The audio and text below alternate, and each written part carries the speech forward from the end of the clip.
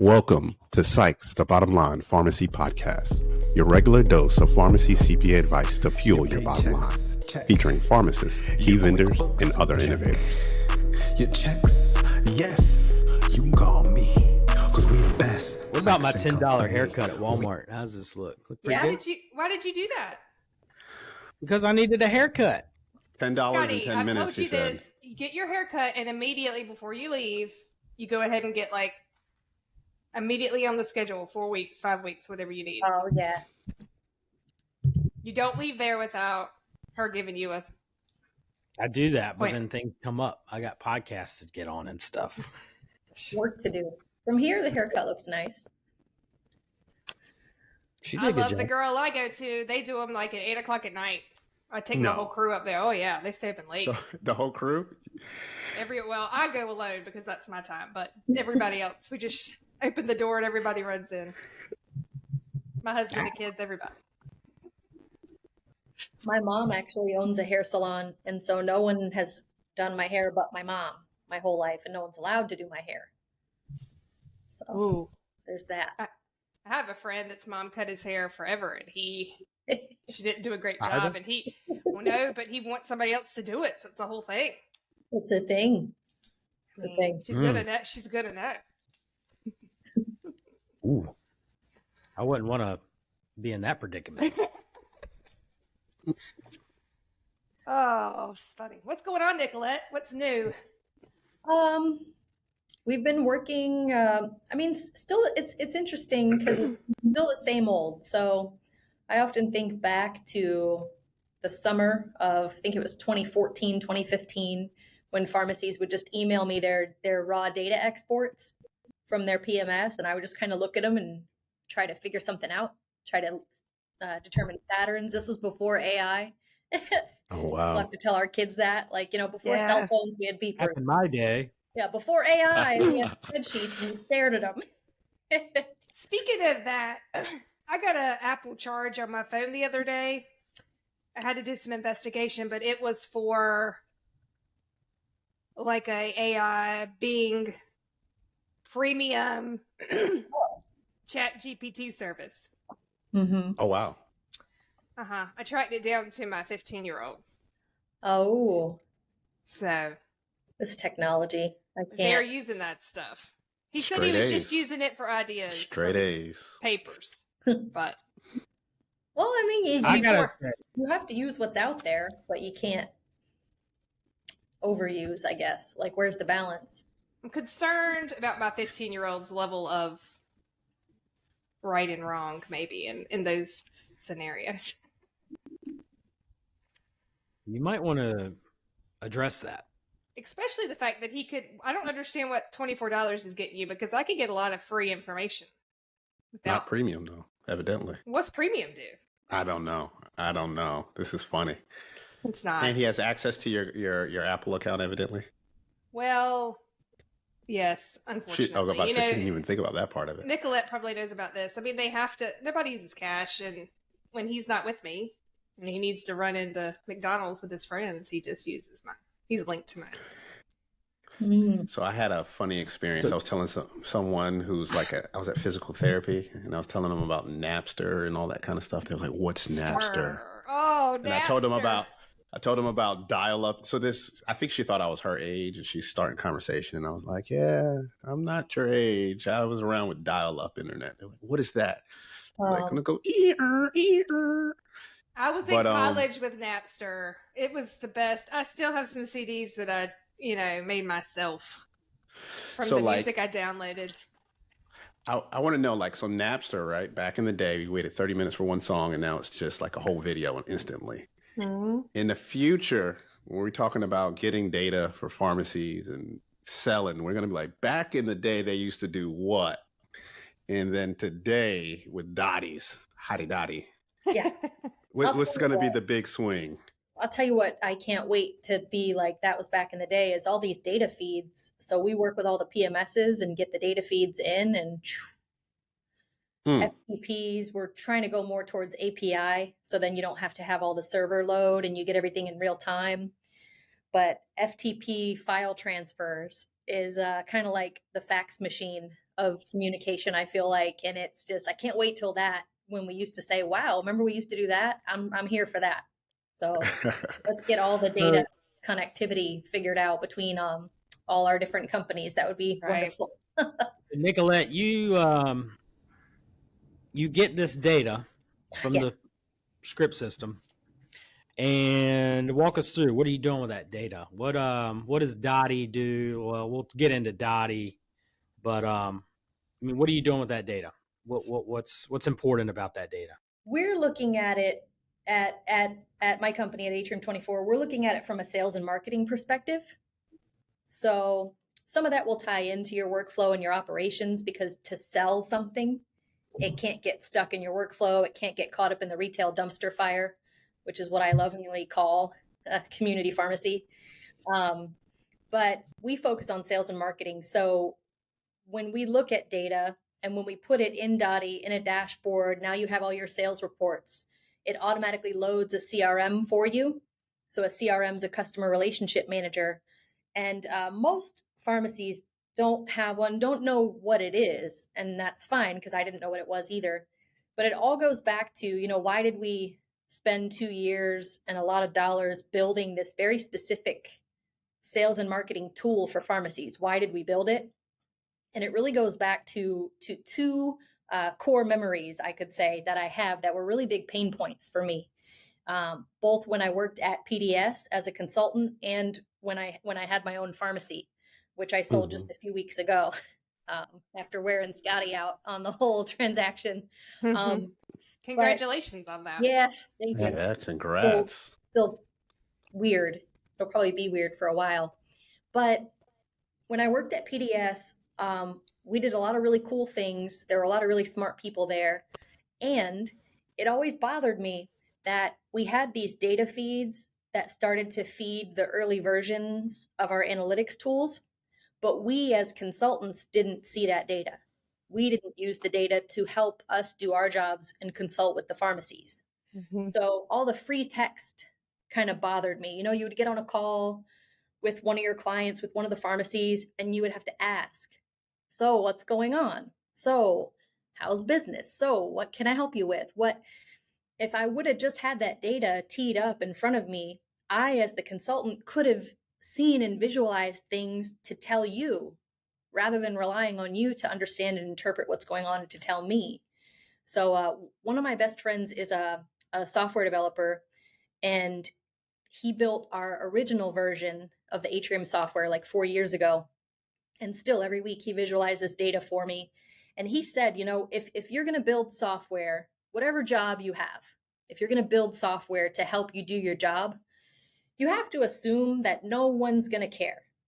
No one's going to look at it. No one's going to log in. No one's going to do the thing. No one's going to use it. So if you're going to build something, build it for yourself, to show you what you need to see to do your job better, or to do your job quicker, or to kind of document your processes. So that made a lot of sense to me. So I was like, kind of selfishly, I wanted to build something. If I'm going to continue consulting and have a SaaS company and have a technology company, I want to take all the data that's out there, visualize it in the way that makes sense to me on how I help pharmacies. And that way, I don't even have to talk to you. I can just log in, look at your dashboard, and be like, okay, you need to go market in Tennessee to pain management doctors, orthopedic surgeons, and ENTs. These are the things that are potentially profitable in your area. These are the marketing materials you should create. And so what we did with Dotti, I hated the whole onboarding process of clients. So someone can literally sign up for it in the middle of the night, enter all their pharmacy information.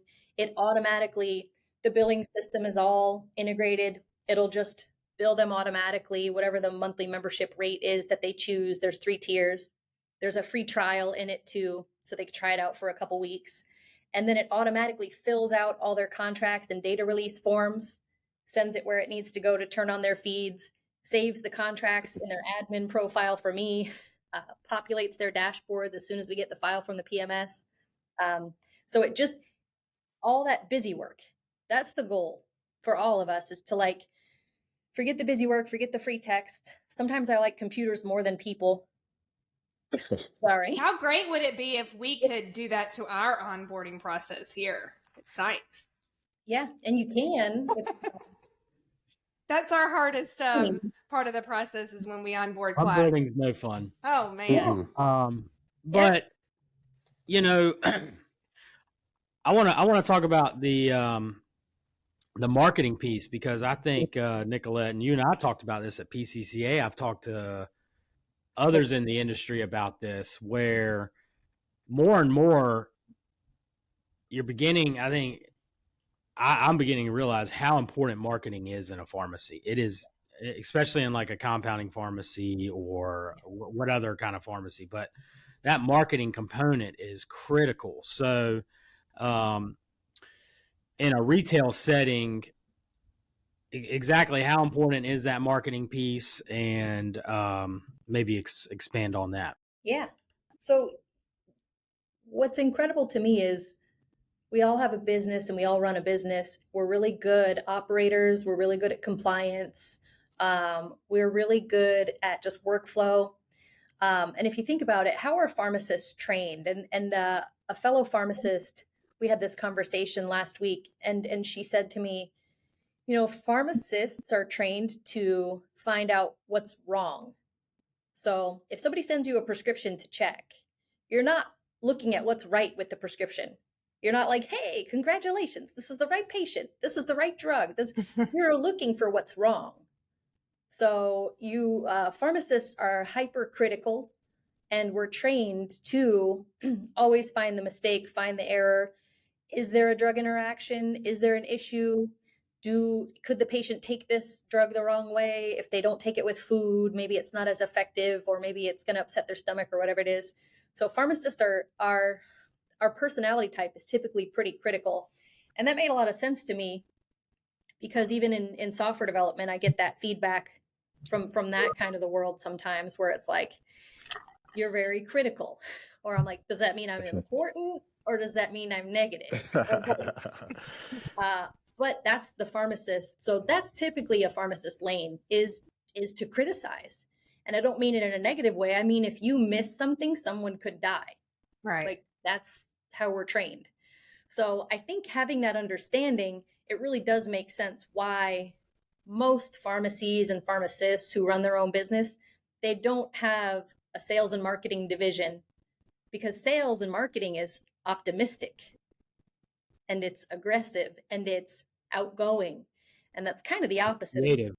Yeah. Taking chances. Right. Yeah. And that's not, so some pharmacists and pharmacy owners, they do have a little more of that temperament, that outgoing temperament, that optimism. Most don't. But regardless, no matter what your personality type is, or what type of environment you thrive in, ideally you need to put yourself in that seat, and then you need to put someone else in your business in the seat of sales and marketing. But so many of us, we don't even know the difference between sales and marketing. So marketing is getting leads, getting people interested, putting the information out there and gathering interest. That's marketing. Sales is actually closing a deal, making a sale. So some of us will do some social media, and we might want to dabble in like digital marketing. So online, getting leads, right? So we might want to have a cool website, have social media, do some TikTok videos, do some email blasts, some SEO, and that's pretty advanced for a critical pharmacist. And I say that with all the love in the world, because I am one. But that's not sales. So who's actually closing these deals? So that's kind of the one side of it, is like, man, I've been consulting for over 10 years, and I never really had a tool to help me do it. And so we built it. And my software developer friend said, nobody's going to look at it. And I'm okay with that, because that's why somebody would pay a consultant to be like, hey, I'm looking at this for you. I'm gathering all this information for you so I can help you to execute. And then on the other hand is, when I had my pharmacy about 4 years ago, I hired Jen Roleski, if you guys have seen her bopping around with the curly blonde. Oh, yeah. Yes. Oh, yeah. Yes. At all Rockstar. the shows. She has Great the personality. opposite personality type that I do. She's an Eli Lilly trained pharma rep. And I mean, when you get hired with Lilly or with big pharma, the training is so intensive. And you even go on site to Lilly and you get all this training, and it's on just a product or a couple products. And you get trained on all the studies and all the things, and you know, so they don't put you out into the wild for a long time. They have you do ride-alongs with superiors, and you have a different team leads and things like that. So when I hired her in my pharmacy about 4 years ago, and I said, okay, you're going to be the rep. And she was probably I had already been through a few reps, just tried and failed. So when I brought her in, she's like, okay, here I am. Where's my materials? What's the message? What's the territory? And do you have like a routing plan? What CRM am I using? Like, what are we doing? Like, who are the targets? What's the territory? What's going on? And I was like, what? I said, I don't know, man. Just meet the team, grab up some folders and sticky notes, and go out there. So that's what most of us do. If we even think from a pharmacy owner perspective, I need to have someone, if it's not me, going out and talking to local providers, because those are your referral sources, and figuring out, hey doc, what do you send your patients online to get? What do you have trouble with on the pharmacy side? What's a headache for you? Or do you send any compounds out of state? Whatever it is, you don't know unless you go ask. So every pharmacy is different, every community is different, every opportunity is different. But when Jen kind of planted that seed 4 years ago, I was like, dang, I have no idea. And then we had a lot of marketing materials and a lot of things, but it was such a just a sludge, right? Like, she would go out and she would do her thing and ask all these questions. And, she would come back and say, okay, Nicolette, this is awesome. I got to talk with this doctor and this office manager and these nurses and everything. And they're really excited. They've been sending all their compounds out of state. They want to send them all to us. So here's the forms I showed them. We marked them all up together. Here, make these changes so I can go back to the doctor's office, and then they'll start sending in the scripts to us. Well, she always says things would go on my desk to die. So we would just I'm like, oh yeah, I'll get to that. I'll do that. And she would come back in. Okay, do you have that sheet ready? Because I got to get back to the doctor's office. Did you type up the compound order forms? Or did you do the things? I got to get back. And I'm like, man, I was working on it, but then so-and-so called out, and then we got an audit, and then the board inspector came in, and then the order was late, and then and she's like, oh, everything just goes on your desk to die. So that was another, all these different things and experiences and failures really is what caused us to build Dotti and build what we did, because man, is she an incredible tool. We have sales and marketing resources in Dotti.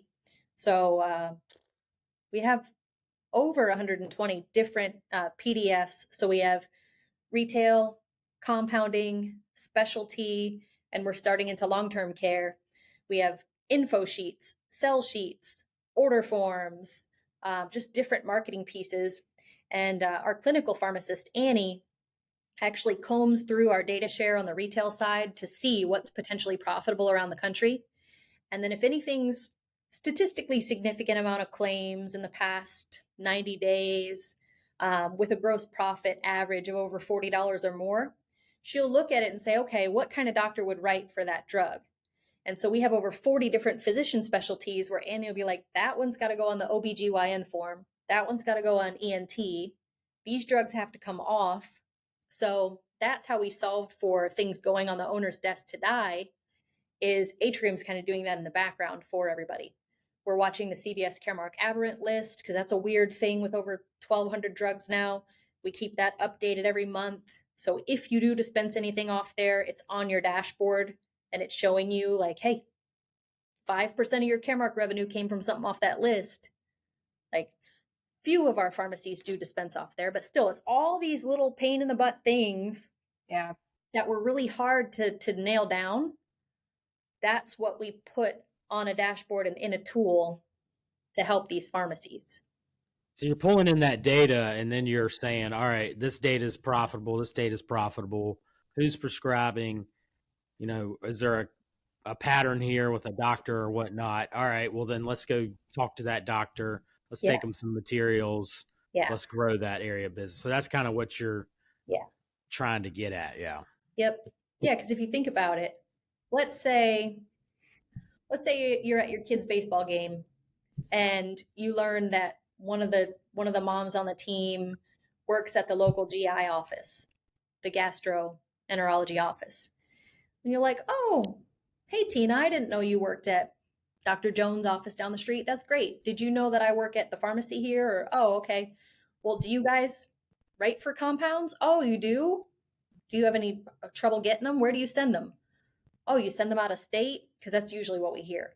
Or, "Oh, you have trouble with prior auths," or like, CVS and Walgreens are bugging you for refills all the time. Well, we actually have pretty good solutions for that. Can I pop in sometime? Who should I talk to? When's a good time? That kind of thing makes me a little uncomfortable, but you just have to do it. Yeah. And then we have these opportunities all the time. You see somebody in the coffee shop, you have a mutual friend, you whatever. You have to capitalize on that to grow your business because you're actually helping them. You're not being self-serving. You're helping the office, you're helping the patients. That's what you're there for. So instead of just staying behind our bench and being reactive, we have to have some sort of outward facing collaborative type of sales and marketing outreach. So if you have Atrium in the background working for you, if you say, "Oh my gosh, I need to go to the local GI's office tomorrow. We don't really work with any GI. What's potentially profitable in gastro? What kind of materials?" Because if you just go to the doctor's office, you say, "Hey doc, I'm a pharmacy. I can fill whatever you need." They're like, "Okay." We just ask the patient what their pharmacy is and just e-scribe it to there. We don't care. We don't get involved. We don't steer. But if you can kind of change that narrative a little bit, you would log into Dotti. You already have your brand kit loaded into Dotti, and you can click on the gastro folder and download. Dotti automatically adds your branding to the resources, because that was another pain in the butt thing I got tired of doing, is manually branding all these things for all these pharmacies and loading the resources. So you always have the most up-to-date version of the RX order form. Or if you're in a state like New York or Alabama, maybe where it's mandatory e-scribe or you're not allowed to use order forms, we have idea sheets or just different things.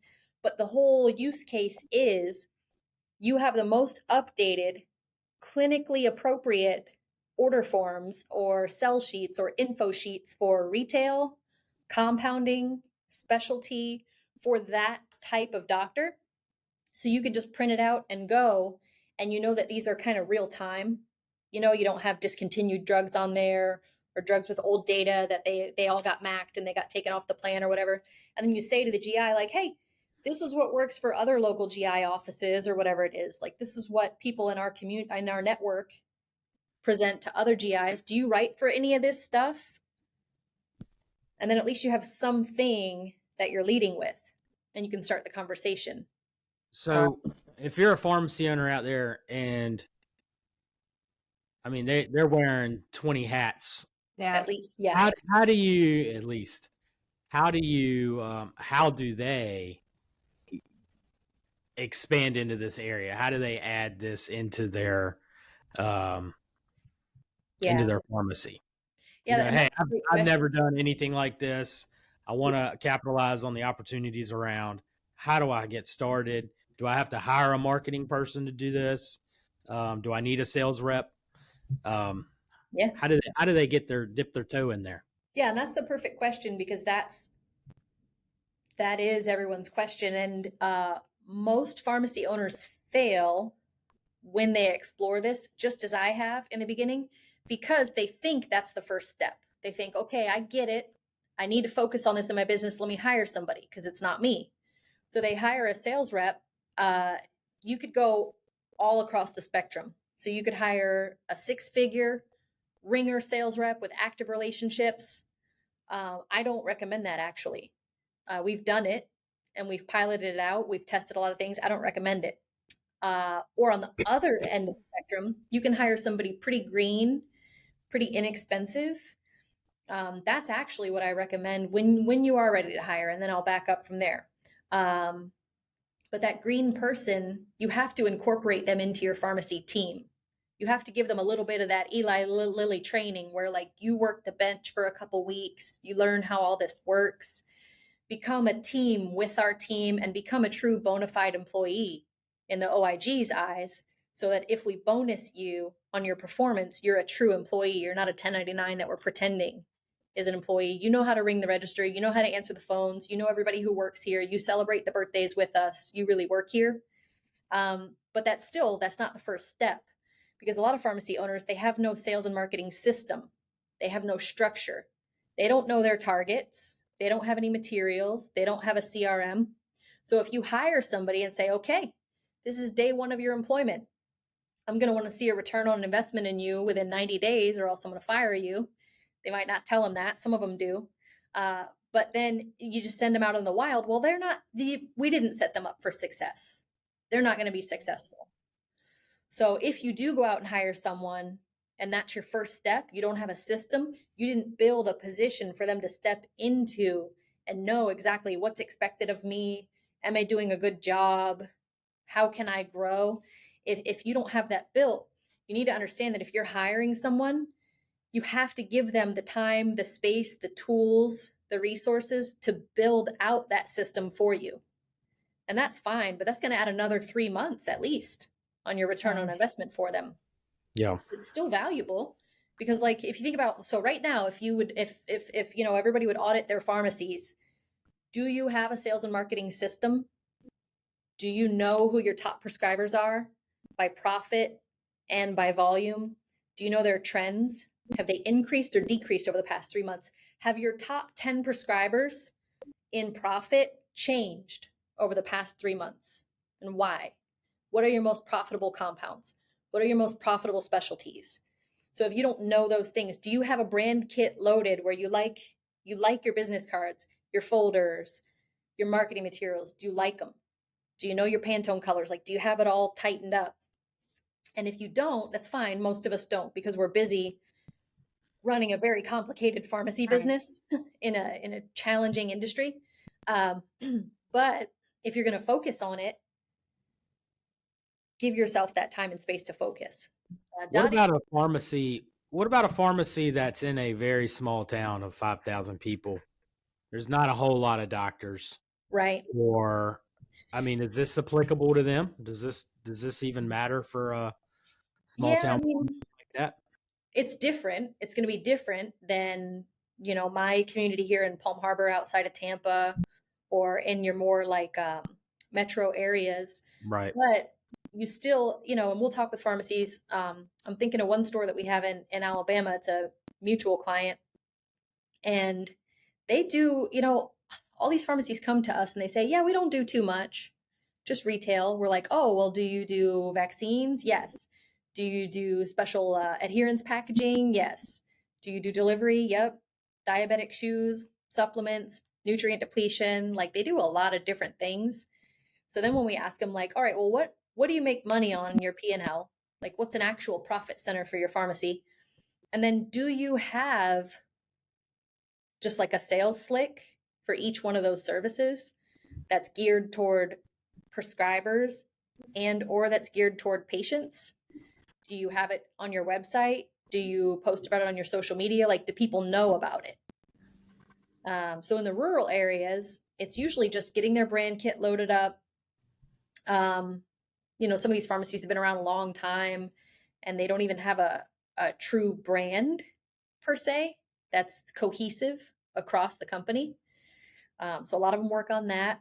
And then just getting with the local offices, like, yeah, you all know each other really well, but have you gone and talked with them in a while and asked the local referral sources, the local prescribers, hey, how's everything going? Like, what are your frustrations with pharmacy? Is there anything I can help you with? Is there anything that your patients aren't, orthopedic surgeons, you could do a knee scooter rental program or something. Although orthopedic, that would be more rural, or that would be more city. In rural areas, your generalists are your specialists. So you might see that the local family doctor is writing for all the ENT meds. They're writing for all the podiatric meds. they are the OBGYN. Like they do everything. So just finding out from them, do they know about compounding? Are they interested in it? And then when you think about compounding, you can ship to your whole state because you're not billing PBMs usually, it's cash. And so you don't have the service area restrictions. So if you compound, have you saturated your entire state? Probably not. I haven't. And then if you have, if you're rural, if you don't have a lot, have you gone out into like 50 miles expanded, 100 miles expanded, 300 miles expanded? Where is the next biggest city? Where are those specialists? Where are they sending their compounds? Probably out of state. And then from there, Florida, we don't have many neighbors here. It's, I don't know how many hours to get to the closest neighbor, but a lot of our clients, they're like right on the borders of multiple states. And a lot of them have licenses in other states too. So you can ship to whatever states you're licensed in compounding. And something you said very early that kind of just completely resonated with me was you spoke on the difference between marketing and sales. Yeah. And I can imagine, correct me if I'm wrong, but a lot of pharmacists might feel easier to get into marketing where they feel like, oh yeah, it's important to have a brand kit and all those things. Yeah. Is there resistance, do you sense, or in the industry and people as far as sales, like actually closing the deal and making those conversations? Because we have one client, and I'm doing my best impersonation. He always says, you know what, Kendell, I make all my money from relationships. That's all I do is just make relationships, $1 million relationships. Y'all probably know who I'm talking about. But some people get it. But in general with pharmacists, is it hard for them to actually get involved in the sales piece, or do you even recommend they get involved? Is that something that you hire someone? What's that dynamic when it comes to closing the deal? Yeah, and we definitely see that that pharmacists shy away from that, or it's a fine line in healthcare that you don't cross. We always just want to do what's best for the patient. So that's why I never got really behind switching prescriptions, because one PPI is more profitable than the other. I don't like that. I don't subscribe to it unless there's a clinical purpose. So I always look at it from what's a way that we can find new, potentially profitable business, or what can we bring in that's not switching a patient's current therapy, unless they're having angioedema on an ACE inhibitor or something, which is rare, like unless they're having an issue. But on the sales piece, we always used to say educate and invite.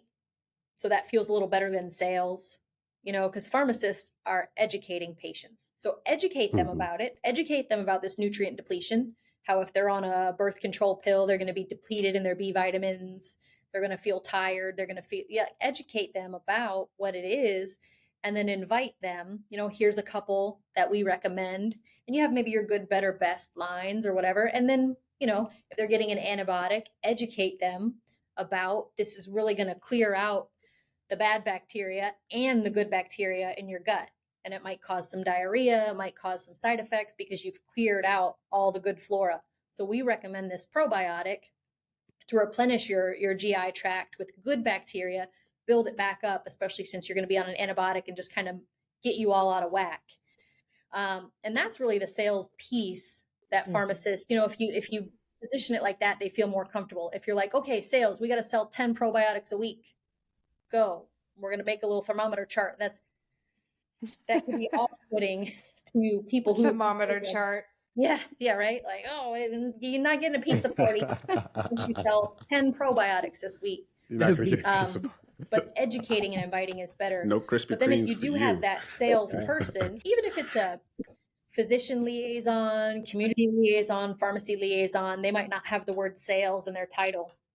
But if you have someone going out and doing community, fairs, or talking to local providers, or going to local businesses or things like that, they don't, and they probably shouldn't, have the level of clinical acumen that your pharmacist has. Or, you should always kind of have that person where if it gets real technical, you could say, oh, you know what?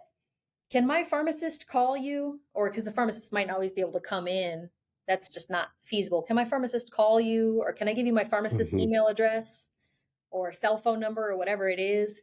And you guys can communicate with them that way. That way, anytime you get a clinical question come up about compounds or whatever, you can just shoot them a text, or you could email them, or you could call them up. Here's their direct line. But if you frame it from education, it feels better than sales. Yeah, I like it's that. Still sales, because they need to be they need to feel comfortable in that solution that you're providing to actually execute that sale. It's like educating the patients, those opportunities, and then educating the doctors in your area about the services that are in their community. So it's a big education work. I like that a lot. Yeah, I mean, if you tell a patient, hey, this antibiotic's going to tear up your stomach, take a probiotic to help you, okay. I mean, that's educating them, but that instantly is going to be a sale, because somebody's going to be like, yeah, that makes sense. Right. So. And I would imagine even if they don't instantly do it and they think, whatever, this is a scam, when they get home after a few days, they may change their mind and come back. Yeah. Yeah, and that's where a lot of pharmacy owners, they'll give the patient some literature, because, just however information flows nowadays, we don't really take people's word for it. We're like, I'm going to look it up myself. I'm going to Google it. I'm going to research it. I'm going to read some reviews. I'm going to do all these things. So you hate to educate someone. Yeah. You hate to educate someone on something and then them go buy it on Amazon or something like that. So that's why a lot of pharmacy owners private label supplements and things like that too, so that you don't lose that sale to online. Yeah. Well, I got one thing for you, Nicolette. I see on your page it says need a speaker. You sold the pharmacy. Maybe you have some time to do some traveling and some speaking. Ooh. We got to keep that in mind, guys. We have an event in the Edenton office. Maybe we can get Nicolette to come in. Our pig out day. Our pig out day. Yeah. We have a pig out day. Yep. So tell me a little bit about that. Any specific topics that you speak on currently, or anything that you can speak to a bunch of accountants about that's folks in pharmacy? So far it's just been pharmacy events and just really about sales and marketing, or both my parents own their own businesses. My dad's always been a salesman, and he has a water filtration company, and my mom's a hairstylist. She owns a hair salon. So nice. Yeah. So it's always been just business. Just in the summers, my parents would be like, all right, kids, we're poor. We don't have any money, because their business, my mom's business especially, is seasonal. Down in Florida, we have snowbirds. Oh, yeah. Yes. Well, they all go back up north in the summer. So okay, summer, we're poor. We're not going to Toys R Us. See, all these things my kids aren't even going to know nothing about. Toys R Us. There was no Amazon. But with that, I always look at it from a business perspective. Yes, we have a pharmacy. Yes, you're a pharmacist. And you have to work on your business most of the time. So you can be a pharmacist, you can work on those relationships. That's why we all got into independent pharmacy, I think, is because I worked for chain pharmacies for a long time. I worked for hospital pharmacy, and your hands are so tied. There's so many hoops and just so much. And it gets discouraging after a while. I mean, we all see these walkouts that are going on right now for labor issues and patient safety issues. And in an independent pharmacy, you don't have to do that. You don't have to subscribe to that. You can do the right thing. You can take care of your patients. But you can't do it. Kathy says if there's no money, there's no mission, I believe. So you have to fund it. You have to figure it out. So that's typically what I speak about, is just looking at it from a business perspective. If I didn't have a pharmacy, I would have had probably a hair salon or a pet shop. A pet shop. That might have been fun. That would have been fun. Yeah, see? But it's all the same principles. It's all, every business needs a CRM. Every business needs targets. Every business needs some sort of system and structure of how are you going to feed the beast, whatever the beast is. How are you going to bring that business in? Because because we all know in pharmacy, we don't want more prescriptions right now. We don't want more volume. We want the right kind of business. We want the type of business that we want to dispense, we want to specialize in. So we don't have to be everything to everybody. So that's the speaking gig situation. And then I actually, funny enough, I talked with Chris Cornelison yesterday. If you guys know him, he's a speaker. Oh, yeah. He's a real deal speaker. He's on some fancy speakers bureau or circuit or something. He's got some exciting things in the works, and he's been speaking in other industries as well about culture and leadership. So there's definitely a place where we all, no matter what exactly, we all need to look for inspiration. We need to look for focus. We need to look for, like, what can we do to ensure the longevity of our pharmacy, to help the people in our community? Because, like, pharmacy is a mess. Healthcare is a mess. You see these poor patients, they're just getting another medication added, and then they're having side effects to that, so they added another med on, and then they saw another doctor, they got another med, and then they got a new diagnosis, and they got 3 new meds. And it's like they're out of refills all the time, things are out of stock, prior auth, stuff's not covered, open enrollments right now. Patients also need their flu shot, their RSV shot that just came out if they're a little older, and a kind of new COVID shot just came out. So patients need a lot of education from someone they trust, not just Google. They need a lot of medication management. They need a lot of symptom management. People don't want to take pills, and I don't blame them. I don't want to take pills. So what can you do lifestyle-wise? I mean, you think about these GLPs and all the weight loss that's going on, and there's not really a protocol to get people off of these GLPs right now. So that's going to be a huge area for pharmacists. What nutrient depletions do we have now that all these patients are losing weight?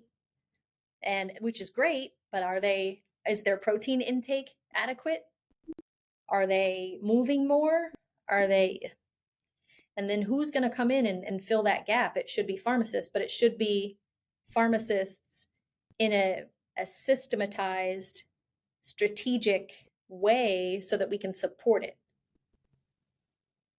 So there's a lot of work for everybody to do. And I know speaking of GLPs, I need some of that so that I'm not so hungry. She said, I've been thinking about Bonnie's that. been on a diet lately, and she's just been ill. I've been on a diet for 24 hours, and I am so hungry.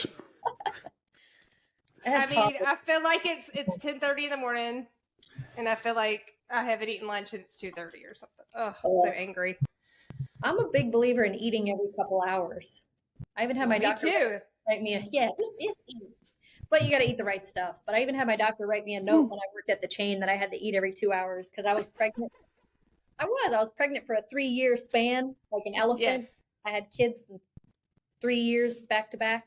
And being so busy working at these chains, you couldn't eat. You couldn't eat for like 8 hours. Like, this isn't going to work for me. So way back then, I got in the habit of eating every like 2 hours.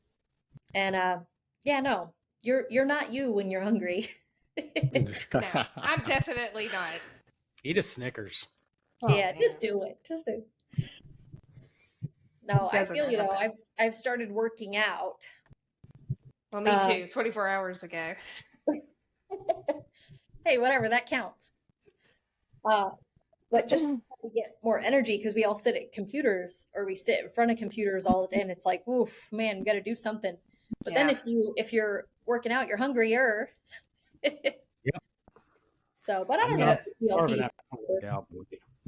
Yeah, no, I think, protein, definitely protein, and eating frequently, and then having kind of like carbs are probably the killer though. And even like, them.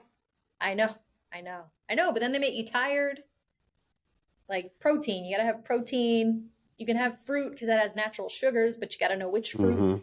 Bananas have a ton of sugar. Grapes have a ton of sugar. Get you some strawberries, small apple. That's better. So we got somebody to call Bonnie for motivation whenever we start craving crazy stuff. She just said Nicolette, whatever, just eat it.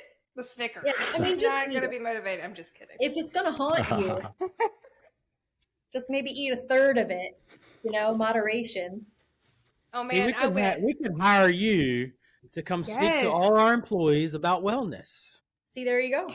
Boom. And then I'll be in the back sneaking a Snickers because we talked about it. Now I want one. You know what's funny is I got addicted to when I get my coffee in the morning. They started making these chocolate croissants, Ooh. and they are just so good to me. And then every day I'm like, I'm not ever eating one of those again. And then the next morning when I go, I'm like, I'm going to do it one more day. But for like the last week and a half, they have not cooked them anymore. See? So it's like a sign. It is a sign. See, So, but if you really taking want it a as a chocolate sign. croissant, or me, it's popcorn. I love popcorn. It's my favorite food group. I could eat it every day, multiple times a day. I don't care. I'm going to eat it. But if you tell yourself, like, I'm only going to have popcorn on the weekend, or there was even one diet that I was doing one time where you have to eat, pretty clean because you don't want all these pro-inflammatory and just modified fake stuff. Eat pretty clean all week. And then on the weekend, you could have a 2-hour period where you eat whatever you want. For 2 hours, I'd be like, Yeah. So you do. And then you feel sick and then whatever, but it's not going to completely derail you. And then you start thinking like, oh, I'm going to make brownies. I'm going to make, in my 2 hours, you're like doing all these calculations. I want to have brownies and popcorn. I have my Snickers and have my thing. Because it's disheartening. Kendell, remember when you did the keto? I was killing the keto. You It were was great. I was kidding working me. He out was in the in office full-blown downstairs. ketosis. I was feeling good about myself. Yeah. Post tax season, I said I'm going to be looking good after tax season. But Man, that was about 5 years ago, and oh my god, that's rough though. Bonnie usually motivates me to get started on something, and then vice I versa. motivate other people, and then I don't do it. She's like, I'm started, and I'm like, well, I'm not letting you just lose all this weight by yourself now. Come on now, don't leave me It's behind. not sustainable. I just Bonnie, want to be. You're not even like fat. So like what? I want to be in better shape. No, that's not it, Bonnie. Stop. No, it is. I mean, hello. She sent a picture of like when she first met her husband and they were hugging. She's like, I want to look like that again. Like, I do. I was like, wasn't that high school? I was like, Time is cool. I mean, it is. But now you So work then some days, some days yourself. I'm wanting to do this, and then the other days I'm like, why not just eat and be happy? Because life is short. So Yeah. it's That's the struggle. Is it on my face? My camera is like falling down. Yep. Sorry. it's all good. So we usually finish the shows off with a nice song. That's becoming a habit now. And then Apparently. the bottom line. So the bottom line for those who just want to skip to the end, which I go is your first. key. I was going to go first this time. Go ahead. All right. I'll make mine short though. Mine's just going to be short and sweet. If you steal Ready? it, I'm gonna be hot. No, I'm not stealing yours. I think what I took away was that the marketing and sales is related to every business. And just like pharmacy business. That's it. Whether it was hair or air filtration or pharmacy, you got it. It's an important part, and accounting. A lot of the things you said, stuff that we can implement too. So Yeah. that's it. I'm done. That is basically what I was going to say. Oh no! I was Bonnie, are you actually serious? going to quote her though. I mean, it's a great point. So I just reiterate: every business needs this. You got to feed the beast. That's what I'm taking from this. It doesn't matter. Yeah, you got to keep her healthy. She doesn't need to be on a diet. She needs to be full and plump. She needs Snickers and some carbs. She Feed needs the carbs. beast. Yeah, you got to feed her the right stuff. See. That's right. My bottom line is $10 haircuts from Walmart are the jam. He's feeling himself. I saw Well, you you checking get a yourself bad out. one. You got lucky, but what may happen next time? Because it's not going to be the same lady there. That's right. In 10 minutes too. 10 minutes. Just a $10 quick lube of Kendell, haircuts. would you ever go to Walmart to get your haircut? No, that's a serious part of a man's talked about personality this. right there. I can't play. I Kendall's can't got to let keep people. it perfect. If they push that line back one time, it might not ever come back. You got to listen. I'm just letting you know. This is just a cultural moment. Once the hairline gets pushed back, one bad cut, it could be over. So I got to save it. Anyways, back to the show at hand. Nicolette, save us, right? Save us now. We got off topic. What's the bottom line? we're coming up on some uncertain times in pharmacy. There's going to be some regulatory things changing in compounding. There's going to be some DIR things changing. I don't know if you guys heard about that. Oh, yes. What's a DR? Director fees. Yep. We've gotten that from other CPAs before. What are these director fees on here? Oh, goodness. That's when you know you need a new CPA. Yes. That may be our new Yeah. line. Yep. So there's a lot of uncertainty going on, and you just have to think, how are we going to offset it? So if you do have any cash revenue streams, what's the plan? Like what's the structure? What's the plan? What's the focus? And I would say that's the bottom line. I mean, if we're trying to run a business, we're trying to support the business, we're trying to keep our employees employed, take care of them, their families, our communities. We really have to focus on what are we going to do for Q1 and beyond, and be strategic about it. Like be forward thinking and have a plan, and then execute that plan every day. Yep. Well, there's a lot of opportunity out there for pharmacy, and it's continuing to evolve, as you know, Nicolette. And pharmacy's got to get out there and make it happen. It's just that's what it has to be. So, and sales and marketing is a key piece of it, no doubt about it. Yeah, lets you control a little bit of your destiny, which is a good feeling. Well, we appreciate you getting on, Nicolette, and I guess that wraps up this episode of the Bottom Line Pharmacy Podcast. Thanks for having me. Appreciate you. Thank you, Nicolette. Sykes and Company, yes.